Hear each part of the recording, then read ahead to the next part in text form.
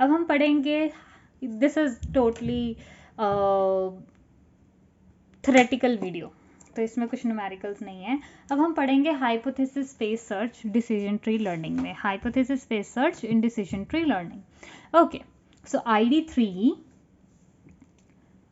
सो देखिए गाइस यहाँ पे बेसिकली जो ID3 है ना, जो ID3 basically this is a decision tree. ID3 and decision tree both are same things, okay, both are same things. ID3 can be characterized as searching a space of hypothesis for one that fits the training examples. अब ID3 एक ऐसी हम इसे ऐसे characterized करेंगे अपनी searching space में, जो एक ऐसा हाइपोथेसिस है स्पेस का जो ट्रेनिंग एग्जाम्पल्स में फिट हो जाता है। हम ऐसा एक वो बनाते हैं कि जितनी भी हमारी ट्रेनिंग एग्जाम्पल है, फॉर एग्जाम्पल हम अपने लेटेस्ट वाले डिसीजन ट्री की बात करें तो इसमें हमारे पास जितने भी ट्रेनिंग एग्जाम्पल्स थे जो हमारे पास डेटा सेट दिया था, वो हमने इस तरह से उसे मैनेज किया कि वो हमारे सारे ट्रेनिंग एग्जाम्पल्स एक करेक्टराइज्ड हो जाएं, ठीक है, एक सर्चिंग स्पेस में करेक्टराइज्ड हो जाएं, ठीक है जी। और हो गया दूसरा, ID3 will search set of possible, ID3 is will search for set possible decision trees from available hypothesis. So अब ID3 क्या है अब हमारे पास कि एक सेट है ना, कि पॉसिबल बहुत, अब मैं तुम्हें बताती हूँ, जो मैंने अभी डिसीजन ट्री बनाया था ना पिछले एक डेटा सेट से एक डिसीजन ट्री क्रिएट किया था, अब वो decision tree only decision tree नहीं है, उसके साथ हम बहुत सारे पॉसिबल डिसीजन ट्री बना सकते हैं। एक ही डिसीजन ट्री 2 को तुम 1+1 भी कर सकते हो कैलकुलेट, 2 को हम हाफ प्लस 1 करके भी ऐड कर सकते हैं, 2 को हम हाफ प्लस हाफ भी कैलकुलेट कर सकते हैं, 1 × 2 करके भी कर सकते हैं। सो मेरा बेसिकली कहने का मतलब है कि जो डिसीजन ट्री है वैसे ही हम एक डेटा सेट से सिर्फ एक डिसीजन ट्री नहीं, मैनी डिसीजन ट्रीज क्रिएट कर सकते हैं। दूसरा, ID3 perform simple to complex searching.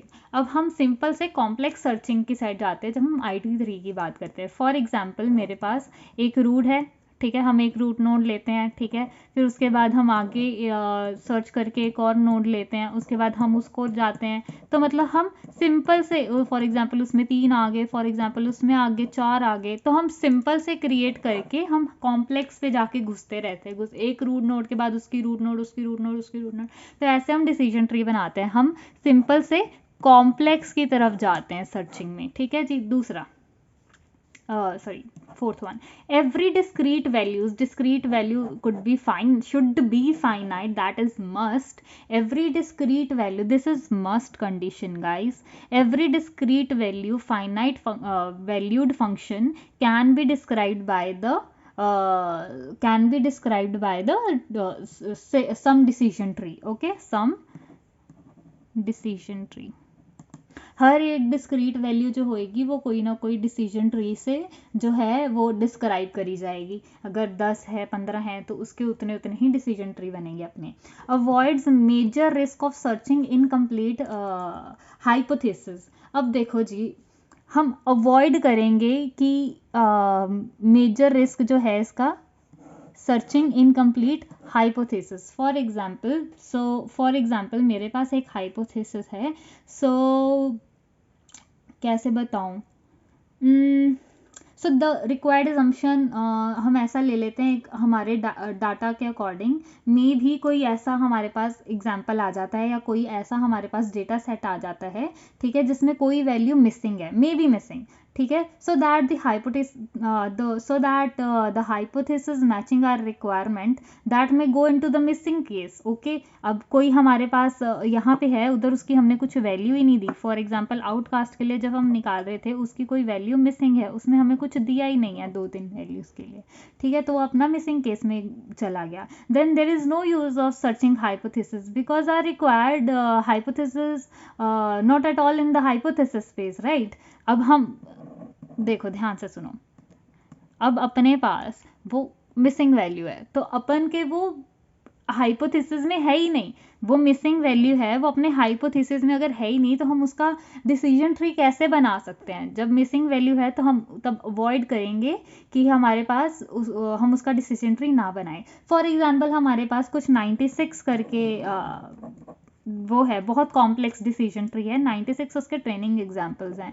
तो इसके लिए हम अगर निकालें उसकी कार्डिनैलिटी, तो इसके हमारे पास 2⁻96 एग्जाम्पल्स आ जाएंगे गाइस। 2⁻96 एग्जाम्पल्स देखो कितनी ज़्यादा, देखो 2⁻1 2 2⁻2 ऐसे ही 8 16 32, हाँ, और इस तरह से 128 512 108 कितनी ज़्यादा चली जाएगी, और इस तरह से 2⁻96 तो कितनी वैल्यू होगी। So it's just imagination, assumption, it's just our assumption.